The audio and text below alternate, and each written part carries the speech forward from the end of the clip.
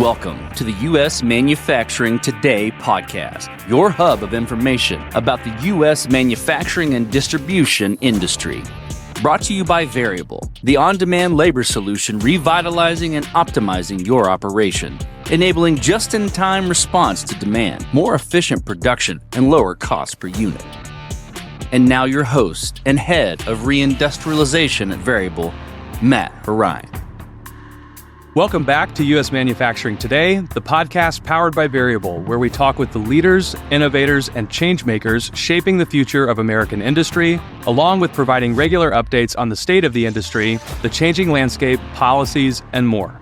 In this episode, we explore how AI is making its way into the heart of the factory, not through abstract R&D or buzzword-heavy platforms, but through real tools that frontline workers and managers can actually use. Our guest brings a unique background in engineering, entrepreneurship, and productivity tech. Now through Humble Ops, he's focused on solving one of the most important and underserved problems in American manufacturing, how to extract AI-driven value from the physical work of making things. Radu, welcome to the show. Hey man, thank you so much. Would love to dive into your journey and what you're building with Humble Ops. And you've had a fascinating journey from building developer tools to now focusing on frontline operations in industrial environments. What drew you to the world of manufacturing? I think what drew me to the world of manufacturing is my previous company was a universal API for e-commerce. At some point after we sold that previous company, I was fascinated by just SAP as a company and ERPs, and it was a weird obsession. Like I've heard that before, but I was just curious about it because it made no sense. The whole market made no sense. And so what I did was for a year and a half, I visited factories and I just asked them, how do they work? I asked them about the tools they have. I talked to the people. I didn't do a shift, but I shadowed someone for a whole shift. And it was just, I learned a completely new world, which I had never seen before.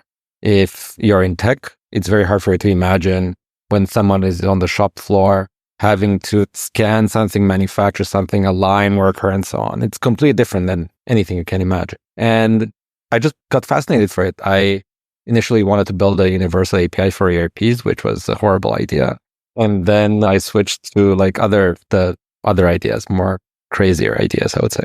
You said something really interesting there about how maybe sometimes tech doesn't line up with the realities on the shop floor. Was the shop floor moment for you what kind of sparked the idea for Humble Ops? It was a longer process.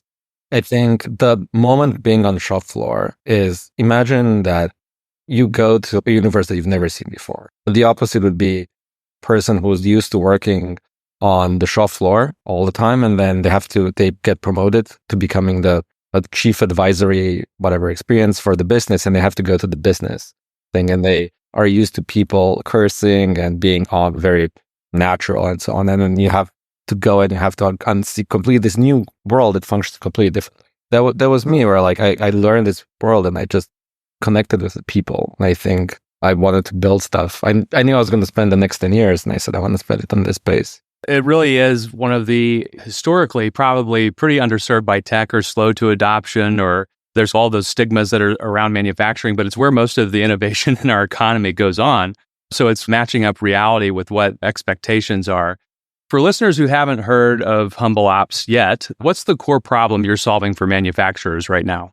I think the biggest core problem is, if you're a manufacturer, let me give you an example, right? Let's say what your output numbers are. But you have no idea why, let's say, a shift, the B shift from yesterday, produced 20% more output than normal. You don't know which of your workers are the best or not the best. You don't know how the impact of your materials not arriving in time affects an order happening 2 months from now. And oftentimes, someone is asking you if they can take an order, rush order, and they pay you a lot of money, and you don't know because you have no idea about your schedule. And in the end, this all goes back to the idea that right now manufacturers don't have good data and don't have clean data. So there's various from people that are still on paper checklists, all the way to even people that they have their own data lake inside on-prem and doing something, and they store so much data, but nobody knows how to look at it. Nobody understands what to look at it. So we know there's this super intelligence coming that's going to be able to solve a lot of problems. And it is coming. We can definitely talk about that. But the core tenet of anything that needs to exist in order for anything to be impactful is it needs to know what's happening on the ground floor. It needs to know the ground truth, which means very clean data. And basically the word for this is the dirty word you've heard before is like digitization. And for the most part, this was complete garbage because it would be very expensive. It would cost like hundreds of thousands of dollars, 6 months to implement. When it was done being implemented, it would not match the ground level truth anymore. And then it promised all this data, but then nobody would know what to do with the data, right? Nobody would absolutely not do anything. So people treated it as like just a pet project. There's probably a long list of digitization projects that just failed or just stopped anywhere, and people just ended up going back to Excel. And that is all changing right now for the first time in history, because you need to do, if you're a manufacturer, you need to do digitization, you need to do data capture, you need to do clean data capture, but not for you, not for the humans, not for anybody else. You're doing it because you're going to have this AI that is going to be able to generate all this software for you on demand, like overnight, literally overnight, that's going to analyze all this data, right, 24/7. That it's going to be able to give you like ideas for improvements, ideas for how to do quotations better, how to move everything, basically move like 10x faster. But nothing is going to happen if you don't start with the core idea, which is putting a foundation of good data. You said something really important there on the foundation of good data. In a past life, I was working in a manufacturing company. We had various systems for ERPs, or even on the commercial side, the CRM. You would try to make a switch. It's back to the spreadsheets. Your data is not as fresh, or which version you're working off of. ERP implementation is something that has historically been a nightmare for people to make some kind of transition, because everyone knows the data is probably not clean. And then two, it's actually the mechanics of the implementation. And there's a whole ecosystem out there, not knocking anything, but this is something that seems from a manufacturer's viewpoint extremely, I don't like the word disruptive, but something that is an accelerator, where there's an entire ecosystem of people that implement. They're not even with the big name brands, and won't put any on the spot. The name brands that are out there have this contingency of consultancy groups and others that take on long engagements, so the startup costs are extremely high. And then to your point, you don't get the data that you're looking for, or it gives some kind of output that it's great, but is it actionable? Is there something you can do about it, or be warned in real time to take the next step or look out into the future? It's mostly just capturing some type of movement. So that kind of leads me to my next question. There's a lot of AI hype out there right now. And what makes your approach different, and how are you embedding AI into those actual workflows and not just dashboards? We have a constant joke about like dashboards. Is it giving us the insights that we want? But we'd love to hear your thoughts on that. I would say like the most controversial thing I can say right now, it's the idea of vibe coding. But I think the idea of, if you've heard about Replit, and it's the idea where you give a prompt to the AI and immediately starts coding things for you, and you don't have to do anything. And that is a very controversial idea. I think what we're doing differently than anybody else is this one idea where we are turning people from necessarily people having to think to curators. And here's what I mean by that. Let's say you have a company, you already have a system, you're building a system, right? The way, for instance, Humble works is you give it a specification, and in 24 hours, literally overnight, will deliver the first system, right? But in 24 hours, you don't have to do anything else except literally paste the document, answer some questions, and that's it. Now, you come in the second day and you test what it did, and you found a bunch of this didn't work, this didn't work, this doesn't feel right, whatever. You write, I want to change this, I want to change this, I want to change this. You answer some questions, and you go and you come back the second day. You test again, you see what you did, and so on. Oh, you didn't like this change. Oh, no worries. You just roll back to the previous day, you give it another prompt, and you try it again. This transforms you from, you have a kind of idea where you're going towards, right? You kind of have an interesting direction. But then what happens is you are able to do these fast 24-hour iteration sprints, where in the end, you will get exactly what you want. So imagine that you are a manufacturer. The current process right now is like someone has to come and they talk to everyone, and they do this 6 months project, and they start coding it, and they write so many specifications. Everybody reads the specification, but everybody who's read the specification knows that unless you play with it in reality, you have no idea what it's going to look like. And this process takes 6 months. In this new world, you can have, in the equivalent of 1 month, you can have 30 iterations. If you work a lot, you can have 60 iterations once 1 month. And you think about with literally 24 hours. And imagine where like before you had to have an ERP and MES, it shattered. The original ERP idea was this original idea of we're going to have everything under one silo, so everything is going to be shared. They're going to get all the knowledge. But that in reality failed. and it's shattered into now EM, MSSQL, MSSPLM, all these kind of thing, and they specialized. And because of the way software had to be created before it, they had to create a one-size-fits-all solution. And that is not necessary. Like you can just create a system that has that 5% of the ERP that you care about, that 5% of MES that you care about, the 5% of that, but it's made specifically for you.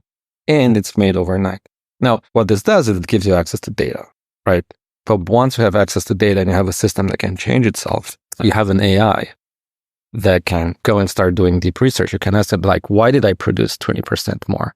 So the AI immediately has access to all the tools of all the information, all the things. It can vibe code integrations into whatever. And it says, oh, I've noted this pattern today that whenever you are ordering a part from this vendor, it's always 4 days late. And that basically causes all your orders to be shipped late. Here are some ideas of how you could fix this. And this is like just one example. I think you said something really important. The 5% of the system that you care about can become customizable. And even in manufacturing, we talk about how much of it is customizable versus mass produced, and the solution has to fit the product. And ultimately, if you've got something that's a one size fits all with a little bit of customization, and it usually revolves around how many seats do you have with some kind of enterprise software, or what fields can I add? Those aren't the things that most businesses that are looking for bigger and more actionable insights are actually looking for right now. It's something much more transformative, which brings me to my next question. In your experience, what's the biggest disconnect between traditional enterprise deployments or even some traditional AI enterprise deployments? You were talking about vibe coding, and what's the difference between that and what actually drives productivity inside a plant? Even when I talk to people right now, 90% of people say, I use it to clean data. I use it to polish my sales emails. I use it to create my quoting system to answer quotes and so on. There's a couple of people that are like on the other side of more on the robotic side who are there's a bunch of people that have huge successes with the lights out factories and bridging a bunch of robotics in. When you go into this insights, right? How can I actually run my factory better? I ask people and I ask all manufacturers, like, how much do you trust the data you're gathering right now? Let's say you have this data. How much do you personally trust it? And the answer is like 50% in best case scenario. And almost everybody I talk to either has a project to clean data or to figure out how to capture more data. And then that's just the beginning part, because once you have this data, you have to start doing insights. Then you have to build the action layer. How can you actually take actions based on that data? How can you have a system that basically gives tasks to people to start going and doing and so on? I know that makes a lot of sense. And to that point, when you roll out a new ERP or you're doing some kind of process management or anything lean, the change management and implementation factor is one that it can be an obstacle, mostly because people are used to doing things the way that they always have, or whatever attribute you want to just ascribe to that. But how do you help operations leaders introduce AI to teams without overwhelming them or disrupting the daily flow? We hear a lot of buzz about that. Oh, AI is going to take jobs. I think that's foundationally not true. I think it enhances the role of the operator. You hear that AI can do something that maybe isn't that value add. We have a great phrase at Variable from our CTO, and so I've got to attribute the quote to him, Noah Labhart. It's AI for adults. It's something that we're not doing something that doesn't add value, but how do you get that in the hands of the right operations leader, and how do they roll that out successfully to their teams without disrupting what's already in place? I think the secret is, and I think the secret with like Humble is, you don't have to marry a platform like Humble. The expression is you can take Humble out for a date. It means just like Palantir doesn't agree, like Humble can work on top of your existing stack. And that means you can start by automating some things that are happening on Excel. Like I was talking to some gentleman and they are a chemical manufacturer company, and they have a certain piece of equipment, a certain piece of material that is the secret to their success, right? And that material is produced it's getting from a vendor and it's mixed by them. But the quality of the end of the product is matched by the vendor. If the vendor ships faulty material, raw ingredients, then the end product will never work. And right now they have no way of tracking which vendor, because they have multiple vendors, they have no way of tracking which multiple vendors provide where the material from each vendor goes into which end product. So when something breaks, in the end, they're able to track it to the individual vendor that shipped up the product. So they could find, usually this vendor is giving me faulty materials or something like that. And it might be just because of the seasonality, or it might be because of something else. And this is just no system has been designed to do that. But that's their need. That's the beautiful edge case of it. But using something like us, you basically just automate that processing flow, and you can connect your existing ERP or MES to just write and read data when you need it. So it can be limited in scope in the beginning. It can be as big and as large as you can. And we are solving a real problem. No, that's something that makes a lot of sense, and that kind of working on top of that existing stack is probably the future in a lot of ways, where people aren't just plugging and unplugging things. And you talked to a lot of those key metrics. People were looking to track things that they didn't even know that they needed. Whereas before it might just be on time and full, or it might just be those kind of standard KPIs. They're great. They're foundational to the business. But when you really get into it, that's where the ROI probably is. And outside of that, and I guess doubling down on your example, so keeping it anonymous, what kind of other metric improvements have you seen, whether it is uptime, whether it's throughput, quality, just general communication? Are there other examples that you can share? Sure. Let's say someone just wanted a master scorecard, and basically they want to see how all their teams are performing. And they wanted to see, okay, so when we're having downtime, who is on shift? What products were we making? What was the raw ingredients for this product that we were making? And are we using this machine? Whatever, all kinds of variables. And they wanted to see where they wanted AI to go in, and then they build a process and procedure so people collect all this data. They made the integration so Humble will collect that data from automated integrations as well.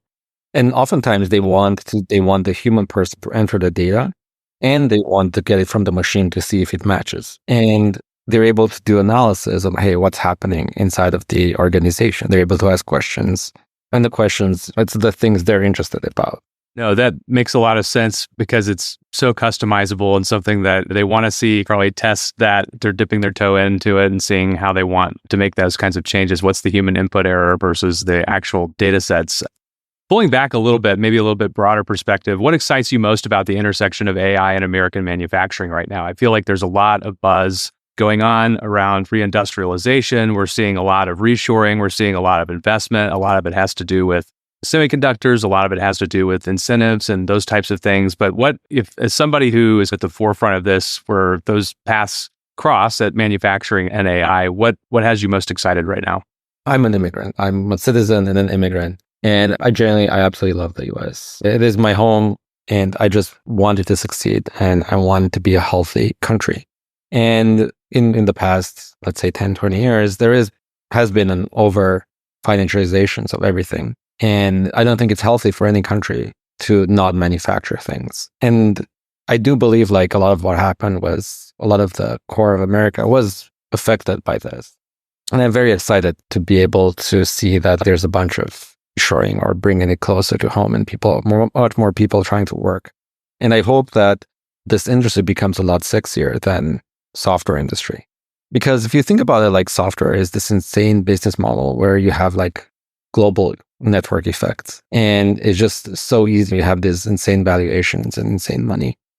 And you understand why, because they just oftentimes are winner take it all. But is it healthy to just have an industry a country that basically just prints money and gets products from somewhere else? I'm on the belief that I would like to spend a bit of time, and I'm not saying there's so many amazing companies in this space, but just trying to make it easier to manufacture things, trying to make it more enjoyable, right? In a tiny bit that we can, right? There's so many people tackling for so many orders. There's amazing companies, again, Palantir, Hadrian, just to name a few, right? There's so many. And I generally don't think there's a competition between anyone, because they're all trying to do the same thing, is like make manufacturing a market where it would just be able to absorb all the investments and be able to generate returns that investors want, and also make amazing products.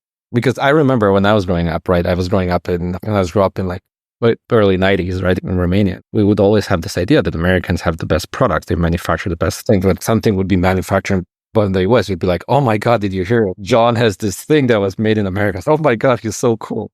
Man, you really hit the nail on the head for a lot of what we see with our guests about if a country is somewhere where it's just providing services and not necessarily making things and just taking capital and not really increasing their output. The system is really on a line right now where we can either continue doing what we're doing, or we have to really take a step back and aggressively attack this.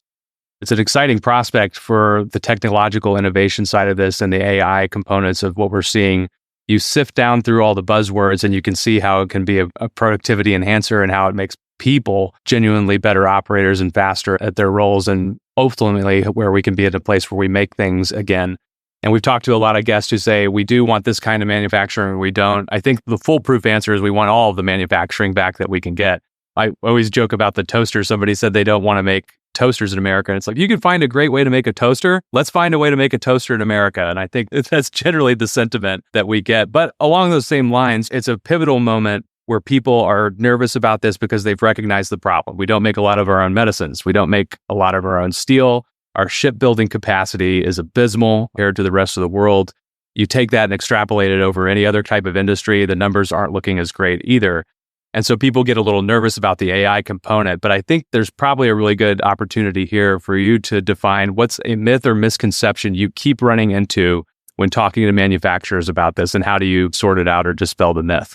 I think the biggest myth or misconception that when I've talked to people about AI is they still don't understand how good it's gotten, which means a lot of the conversations that I've had are either I'm using it to like clean data, write emails, etc., or they're saying, oh, I used the ChatGPT or whatever 6 months ago and it hallucinated some things. And it's very hard to explain that how fast this world is moving, where you imagine GPT-3, I think, was released in 2020. Then you have ChatGPT in 2022. And then we are here right now where I think with the latest releases, right, Gemini and Claude, and now we're going to have GPT-5 coming probably very soon. I use them every day, and we use them for very extreme things. And I'm also in groups and people that use them for very extreme things. And we internally, as using them every day, we are having existential crises all the time about how good it is because we cannot see what it cannot do.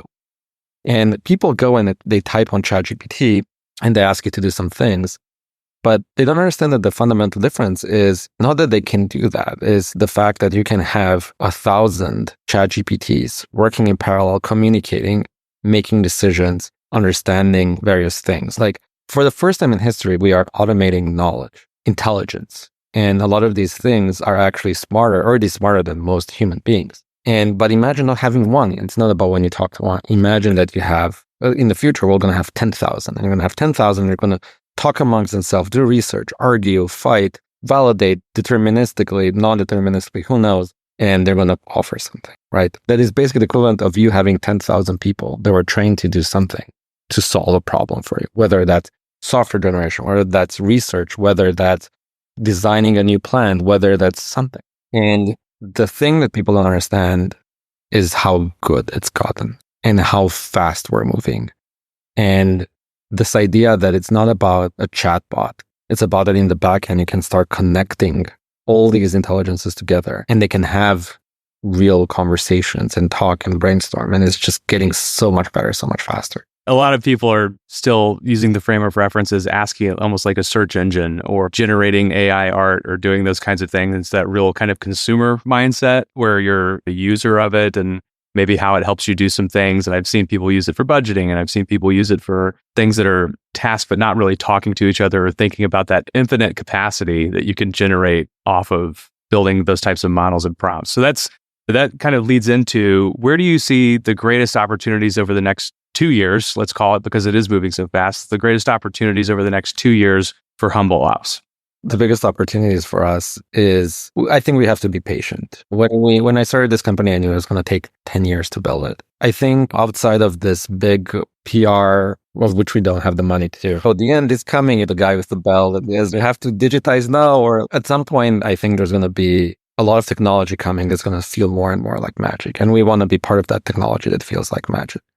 And we, as I mentioned, we have to start at the beginning, right? Everybody I talk, like this is, I'm going to say something that everybody knows, garbage in, garbage out. If you give AI garbage in, it's going to give you garbage out. Everybody knows that, right? So my first job is to convince people is like, hey, right now you have to digitize. You have to put your processes in place. You have to put your procedures in place. You have to make sure like people use this. And again, you're not doing this for another human being. The people on the floor are not doing this for another human being who's not going to look at the data, who's not going to care, who's not going to change something. You're doing it because you're putting a foundation, right? You're putting a foundation on which you will be able to collect digital twin buzzword. I'm going to use now, but you're going to collect the actual data, including what the human people, like the people do on the shop floor. And then you will allow it to analyze this data, to distill this data, to figure out what's happening to this data. But then you also want to allow it to push back, meaning to push tasks back to the people. Hey, try to doing this, try to doing that. Oh, this is wrong. You should try to fix it like that. And it's honestly, I talk to people and when they talk to high level people, it's always, I don't have visibility. I don't know what to do. I want to know what's happening inside the company. But then it's okay. Like, where's the raw data for this from you can get analysis? Oh, it's on paper, or it's like someone enters it manually on Excel. And so you have to start at the beginning, and the beginning is the digitization. It's simple as that. It's like you have to get rid of paper checklists. And in manufacturing, sometimes it's on paper, and some people have it up top locked in their head through tribal knowledge or historical knowledge, and they're close to retirement. It's something we hear about all the time. So I'd say that's the one solid piece of advice you would give anyone in manufacturing right now. Looking into AI, you have to do this because of the pace and acceleration that's happening, and it's a good first step to digitize. Yeah. I mean, that's the digitization is, it doesn't matter. Humble is the company that makes it, or there's going to be like Palantir, or there's going to be like Microsoft, whatever, right? It doesn't matter. Like, the main thing you have to start doing is you have to start collecting the information and telling the AI what you're actually doing. You not only collect the data, but you have to tell the AI what you're doing. And we're seeing this, and that's to a certain degree in engineering as well, where part of our job is we write algorithm, we tell the AI to do something for the algorithm. But to a certain degree, what actually makes a lot of difference, and when you describe what the algorithm does to the AI, immediately gives better recommendation. So just giving the data oftentimes is not enough. That's why you also need to document the process and the procedures. And if you don't know them, you shouldn't wait until something is perfect, because it's never going to be perfect. Because right now you can do these 24-hour iterations, which are not possible.